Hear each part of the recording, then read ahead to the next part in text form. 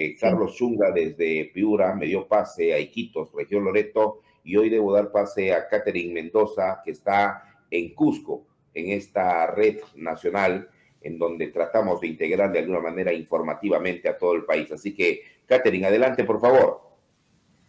Muchas gracias, Jaime. Muy buenas noches, Carlos. Muy buenas noches, doctora Vázquez. Un gusto tenerla nuevamente en esta mesa de diálogo.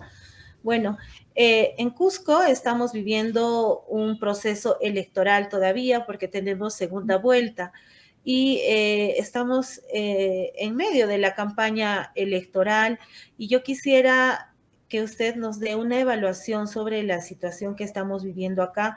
Como en el país también acá estos dos candidatos están pues en los dos extremos, están polarizados porque uno le acusa al otro de ser fujimorista y el otro le acusa al otro de estar inmerso en actos de corrupción, mientras al otro que le dicen ser fujimorista, le dicen el empresario que está velando solo por los intereses de la derecha, y mientras el otro, pese a que dice tener arraigo en provincias, en la provincia de Espinar, que usted conoce muy bien, lo han sacado, lo han votado, y este candidato pues ha osado decir que lo han votado porque los espinarenses son conflictivos.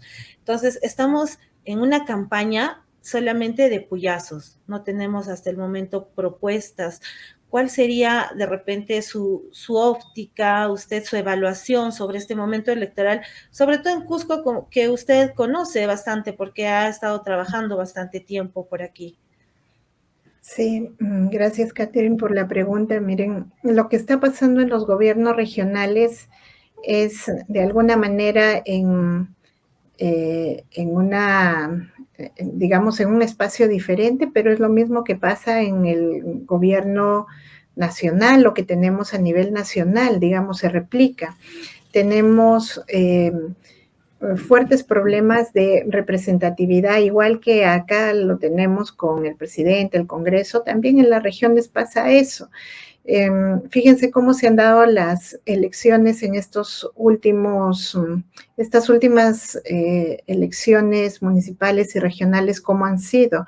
Realmente nos damos cuenta que hay se llega a elegir gobernantes, en primer lugar, con una votación sinceramente mínima, exigua, ¿no? Por eso es que en 9 regiones tenemos que ir a segunda vuelta electoral porque ni siquiera se alcanza el 30% de votación de los electores. Entonces, eso nos hace ver que hay un problema de representatividad, de legitimidad, va a haber un problema de legitimidad de origen, digamos, de quién sea elegido.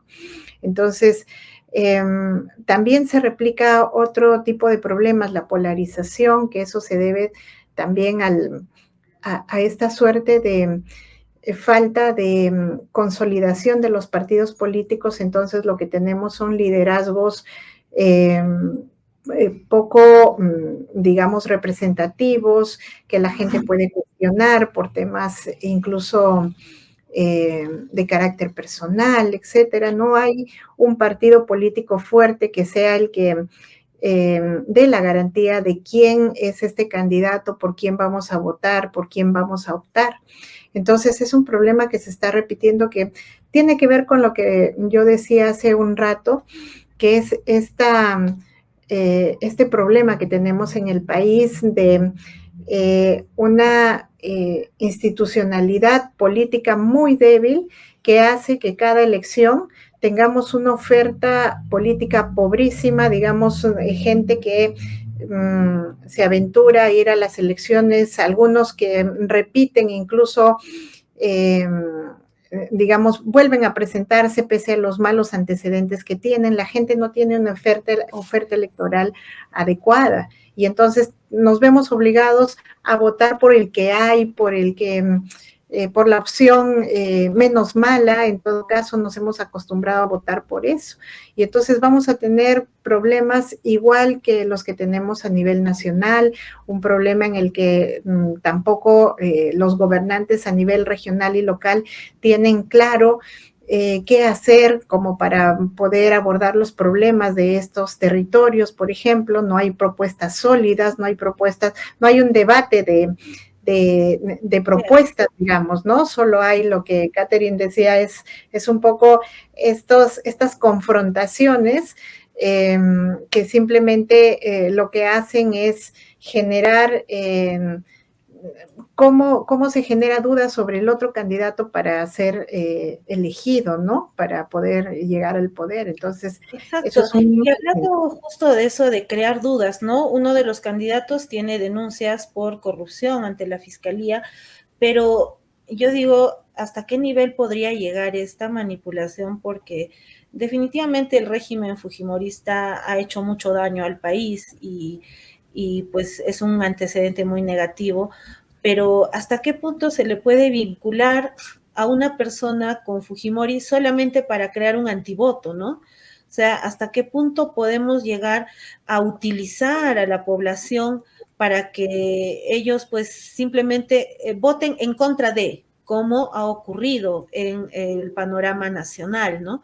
¿Qué opina usted acerca de este tema? Parte de la estrategia política en el país en estos últimos años es usar el antivoto, ¿no?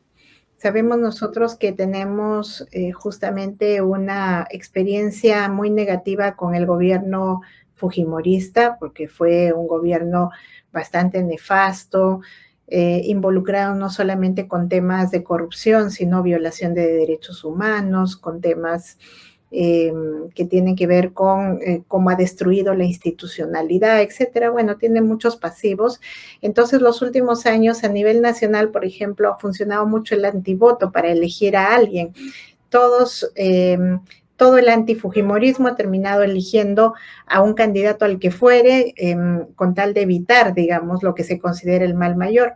Lo mismo está sucediendo en los niveles locales y regionales. Se usa esta estrategia del antivoto también para poder llegar a obtener, digamos, un resultado a favor de otro candidato. Entonces, sí creo que hay que mirar con cuidado ese tema, porque a veces justamente son parte de las estrategias.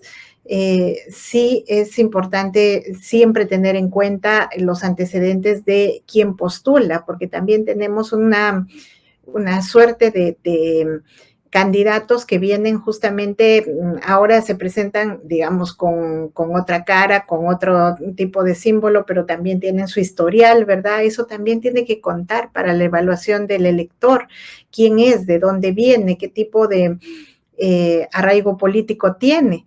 En realidad estamos muy acostumbrados a los candidatos que cambian de camiseta a cada momento y eso también es algo negativo, no nos hace, tampoco al elector no le permite identificar qué es lo que representa en concreto, ¿no? Y también están manejando el discurso que son colectivos que han utilizado solamente un partido nacional, están utilizando para poder pues llegar al poder por la nueva ley de partidos políticos que no les permite, ¿no? Pero en el fondo, pienso yo, no sé si usted estará de acuerdo, creo que son simplemente personas o grupos que pugnan por el poder y que usan pues cualquier caballito de batalla muy lejos de una ideología, muy lejos de un ideal de gobierno para servir a la población, ¿no?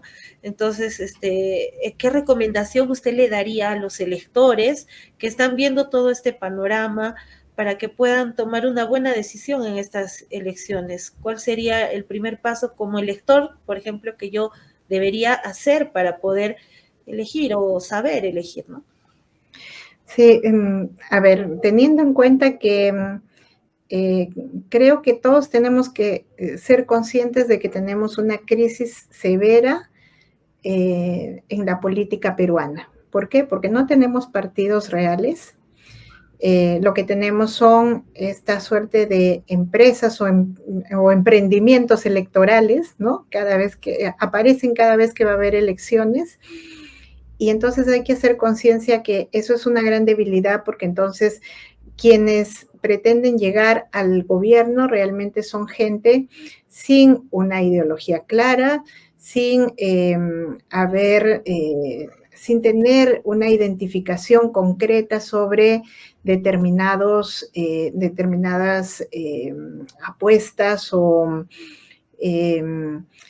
tener claro qué es lo que, digamos, quieren hacer por el país o por cada territorio. Entonces, no se ha desarrollado ningún tipo de concepción ideológica que es básico para que alguien participe en política. Teniendo en cuenta eso, creo que ahora lo único que nos queda es hacer esta suerte de descarte inverso, ¿no? Es decir, un poco mirando quién es el candidato de manera personal, porque no tenemos partidos que lo avalen, digamos. Entonces es un poco, por ejemplo, no deberíamos votar por alguien que tiene antecedentes, aún más si es que tiene, por ejemplo, alguna sentencia, si es que tiene alguna denuncia, ya tendríamos que tener, digamos, algún tipo de reparo por quién es esa persona. Entonces no deberíamos elegir a alguien con este tipo de antecedentes, no debiéramos elegir a una persona que ya ha estado en cargos similares o ya ha ejercido el cargo y simplemente está volviendo a postular sin haber tenido resultados, por ejemplo, ¿no? No deberíamos elegir a una persona que está contra valores democráticos o que es antiderechos, por ejemplo. O sea, realmente nos toca hacer ese tipo de screening ya como para optar por alguien que no sea tan pernicioso, digamos, para el gobierno de nuestro espacio, ¿no? Y luego la sociedad civil tiene que organizarse y hacer control, porque creo que también hay que asumir la responsabilidad de nuestro voto, hay que hacernos cargo del voto que damos, ¿no?